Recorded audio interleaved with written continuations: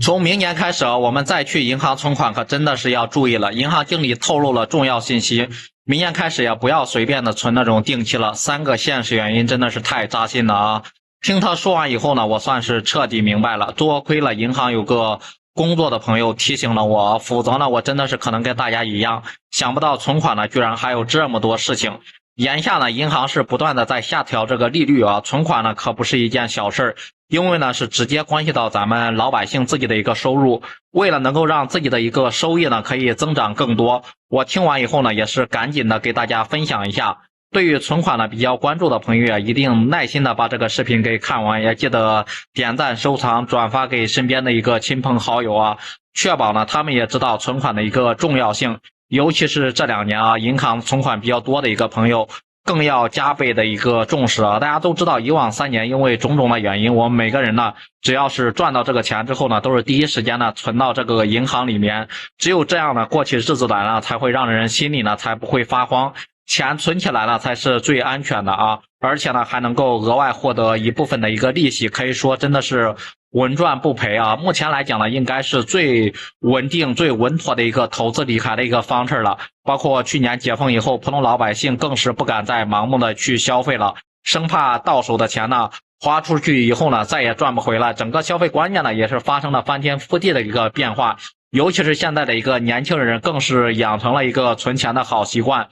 以往像那种什么超前消费、贷款买房、贷款买车的什么消费行为呢是越来越少了，大家变得呢是更加的理性了啊。尤其呢是专家预测解封以后呢会有一波报复性的一个消费场面也没有出现，因为每个人都知道现在一个大环境不是很好嘛，银行的存款利率也是不断的下调，然后调低来刺激消费。可以说呢，现在如果说存款的金额比较多的话，很难就是再靠这个利息来维持家庭生活的一个开销了啊。所以说呢，如果存款金额比较多的话，千万要算好，不要因为自己没有规划好，造成自己的本金包括利息呢都有损失。银行的朋友就建议啊，如果说你的存款呢是超过20万以上，千万呢不要把钱再存到那种小银行里面了。可能呢你存款的时候呢，小银行呢给的这个利息确实会稍微多一点啊，包括这个福利活动也会比较多，但是不好的地方就是这个银行的规模比较小，包括资金链呢比较薄弱，风险抵抗能力呢也不如那种大银行。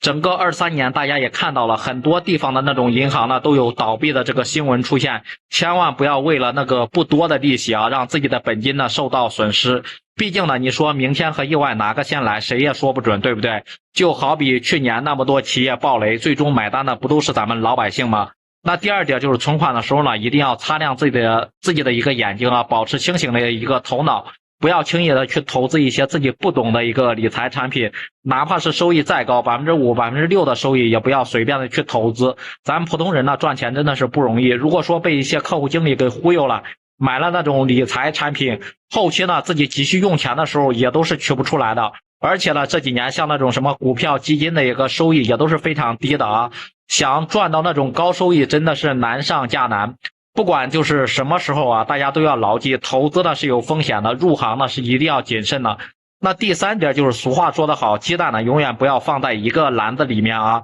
就是自己存款的时候呢也需要提前做好规划。如果说呢你手里头有几十万的一个存款，也不要全部都存成那种利息啊，一部分呢要让银行呢帮自己办成那种大额存单，毕竟呢这一部分业务相对来说呢利息会高一点，一部分存那个3年或者是5年的一个定期，这样呢急需用钱的时候呢不至于损失更多的一个利息。还有最重要的一点就是一家银行里面的存款最好是不要超过50万，如果说超过了这个金额，万一就是发生意外，超出的部分呢银行是不承担的，然后是不理赔的啊。可以说呢，这3个建议呢，跟咱们普通人真的是息息相关。为了自己存款的一个利益最大化，一定要合理安排好自己的一个存款，避免呢遭受到不必要的一个损失啊。对以上存款的几点建议，不知道大家都是怎么看的？大家觉得我说的有道理吗？也欢迎在评论区里面留言讨论。我们下个视频再见。